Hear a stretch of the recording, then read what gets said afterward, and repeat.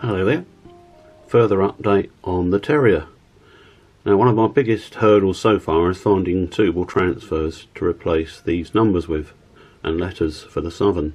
Found some gold ones, but not some sort of yellowy green ones like those. However, there's been good news. A chap on RM Web called Richard has sent me all these new push-in bearings for the axles on the old chassis, and he sent me some brand new axles. If you look at the old ones, they're quite worn in places, so that's absolutely excellent. To fix the crank pins, I've decided to use some of this, which is an epoxy, but it's a high heat one, so I can use low melting point solder to fix the nuts back on. And my set of broaches have arrived. Now, these are the broaches to cut new holes in the, well, to open up the holes evenly in the old chassis block so that I can push in the new bearings. So it's all going on, lots to do, and let's try and get her running nice and smooth first of all.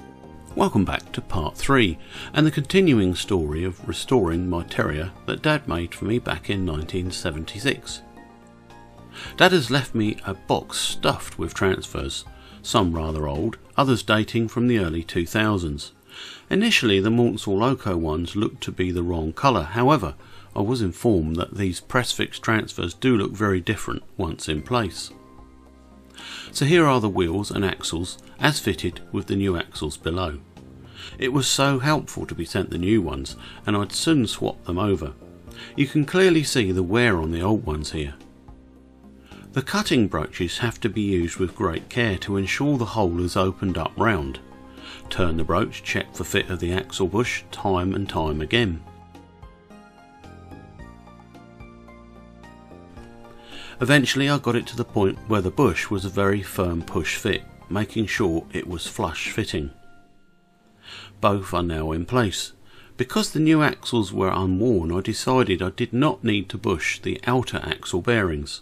The fitted axle bushes were soldered in place.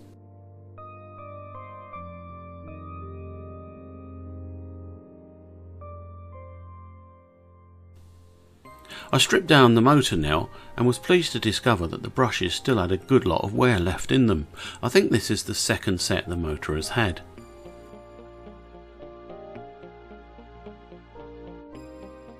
It was now time to paint the wheels, Mortsel Dark Olive being chosen from Dad's original stock. I was surprised the paint was still okay after a really good stir. Painting wheels is a pain. They need 2 coats as well. I then touched in the chassis block with rail match black. Back to the transfers, and indeed the HMRS ones were just right. This is my first time ever using transfers, and I must say I'm pleased overall. I am aware that my alignment is a little off on the numbers, so you don't need to tell me. I think the numbers are slightly larger than the original ones, but it looks rather well. Assisted by a classmate, 2636 is tried for free running. I'm glad to say all is well.